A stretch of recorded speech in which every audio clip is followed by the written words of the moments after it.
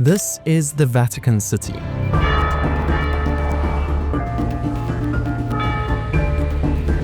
Home to the Pope and headquarters of the Catholic Church. To many, it's a holy and innocent place, filled with prayers and beautiful churches. However, what if I told you that alongside this, the city has a much more covert side?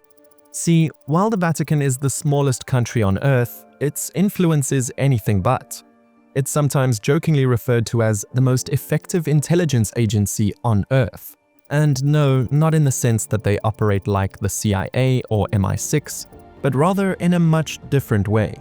I know it sounds crazy, but it's true, and that's not even everything.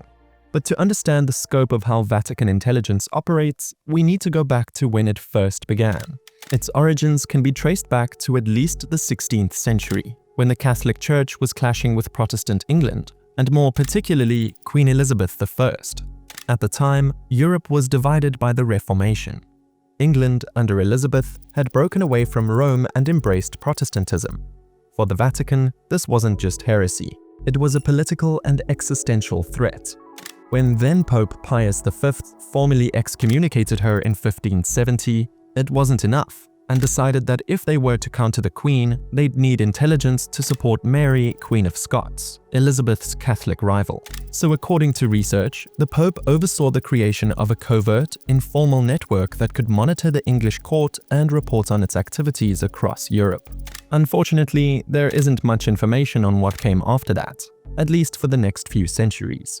It was only in 1909 when Umberto Benigni, the right-hand man of Pope Pius X, set up a new network of spying called Sodalitium Pianum that the Vatican would assume an increasingly central role in the world of intelligence.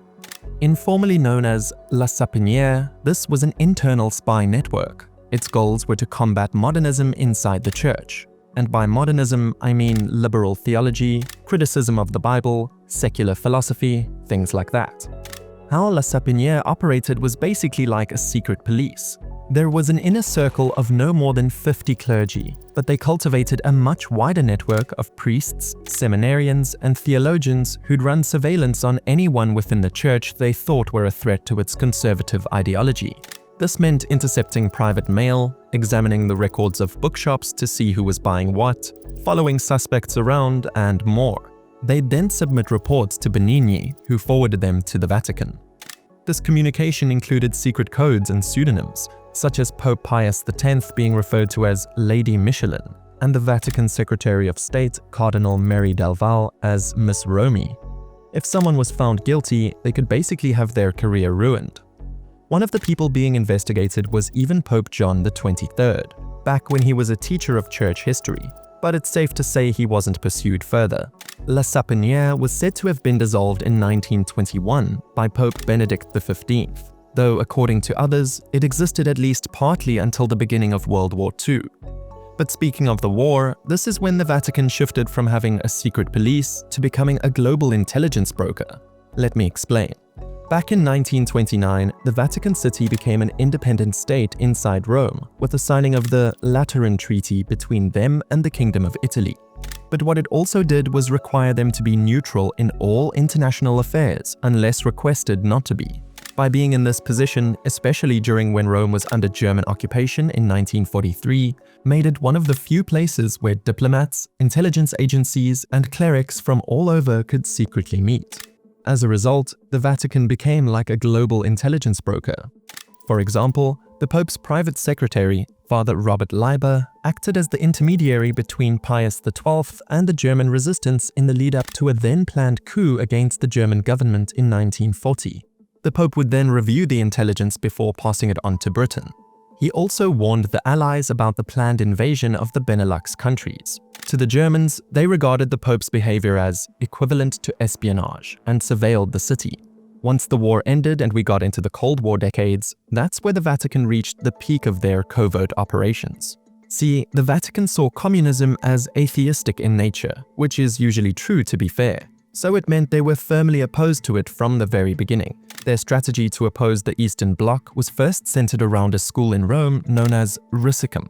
This was actually established in 1929 to prepare priests for service in Russia, but it took on a whole new importance decades later. preparing clergy who could attempt clandestine missions behind the Iron Curtain.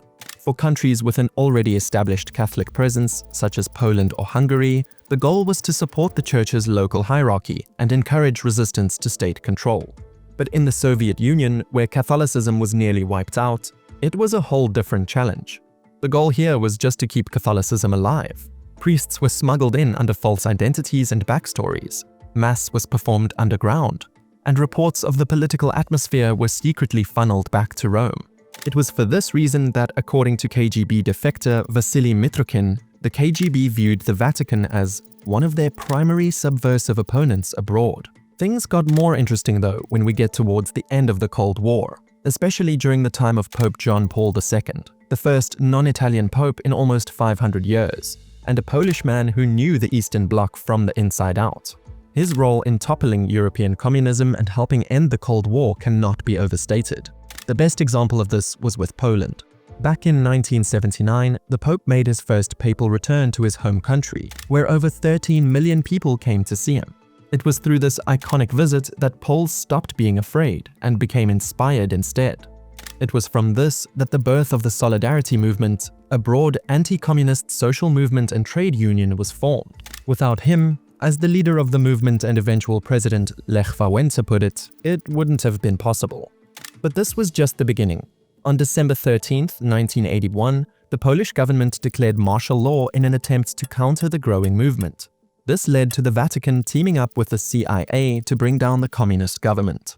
It's a crazy thing to say, but let me explain. But first, I want to mention that gold and silver are having a breakout year in 2025, hitting all-time highs and surpassing even the most bullish forecasts. Geopolitical conflicts, tariffs, and rising sovereign debt crises are shifting global trade away from the US dollar, fueling central banks' record demand for precious metals. Against this backdrop, a major disruption may be unfolding in the way investors access commodities. A newly listed NASDAQ company called STEX, ticker STEX, the sponsor of today's video, is aiming to revolutionize gold ownership and challenge traditional ETFs in similar ways. The largest gold ETF manages more than $120 billion.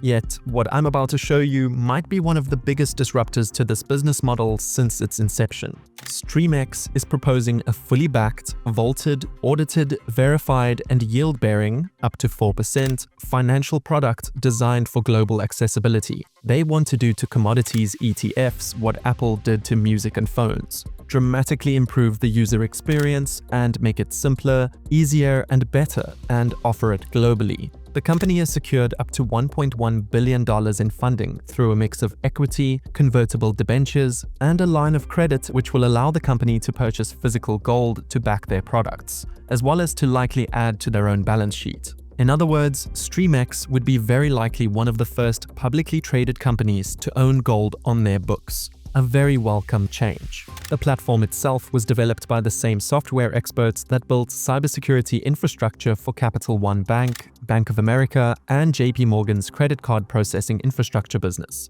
one of the largest fintech platforms in the world.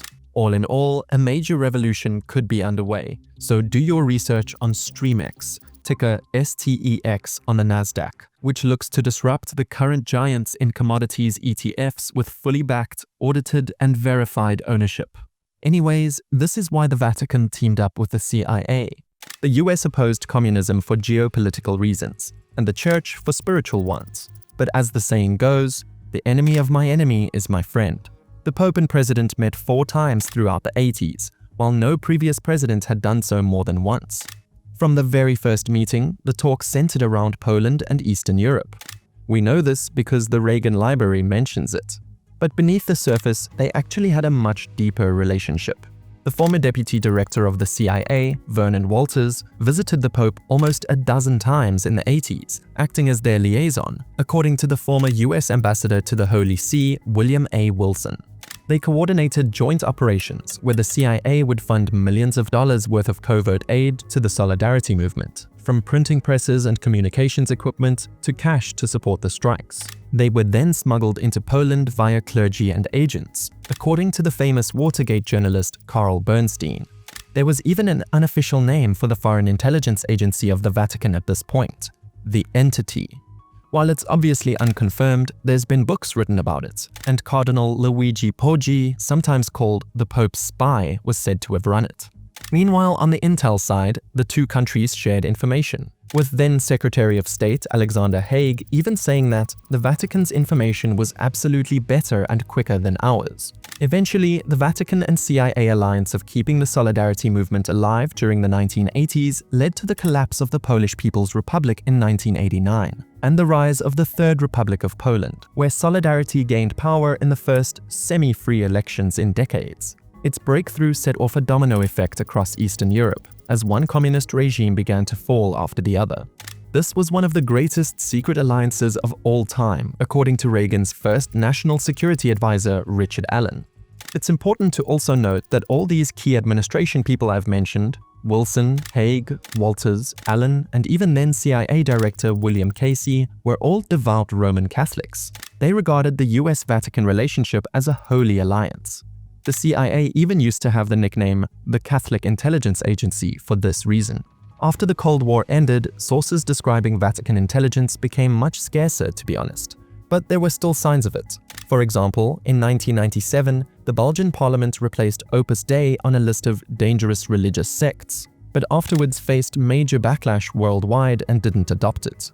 The Opus Dei, for context, was founded in Spain in 1929, with a mission to help ordinary people find God in their daily life. But in 1982, it received the unique status of a personal prelature, meaning that it answered only to the Pope and could operate independently of local bishops. This gave it a global framework for autonomous operation, rarely granted in church history. There have been many conspiracies about it, ranging from supporting dictatorships in Latin America to Spain. It doesn't help either that it's an extremely secretive organization, where its members literally don't identify themselves as being part of. But whether the conspiracies are true or just exaggeration is hard to tell, but I'd assume it's at least somewhere in the middle. In the words of Thomas Turowski, a Polish communist intelligence officer who infiltrated the Vatican as a spy, before eventually becoming a diplomat to the country, there were more spies in the Vatican than in James Bond films. It's inevitable that much about the Vatican's spycraft is unknown, and much will forever remain so. But there are some crazy revelations being brought to light every few months, that's for sure. Of course though, the Vatican isn't just the one doing the spying, it's also the target of it. The US, and more specifically the NSA, were revealed to have tapped Vatican communications in 2013. And during papal conclaves, which is when the College of Cardinals convenes to elect a new pope, the Vatican goes into full counterintelligence mode. The location of it, the Sistine Chapel, is swept for hidden microphones or cameras by the Vatican Gendarmerie Corps, which is the security force. Signal jammers are deployed to block cell phones, Wi-Fi, and radio transmissions. Even the windows of the cardinals' residences are blocked. Yet, this doesn't stop foreign intelligence agencies from trying to interfere. The stakes are simply too high, and the Pope has too much influence for governments not to look for a leg up in determining who will win the election. Anyways, for now, the Vatican's intelligence is essentially its diplomacy. With 184 states maintaining relations, papal envoys posted in nearly every capital, and millions of clergy and lay workers scattered across the globe, they still have access to information flows that rival any government. In that sense, the Vatican still operates one of the broadest human intelligence networks in the world, just one built on pastoral ties rather than traditional spies. At least that's what we're aware of. Thank you for watching, and don't forget to subscribe for more content like this. I'll see you in the next one.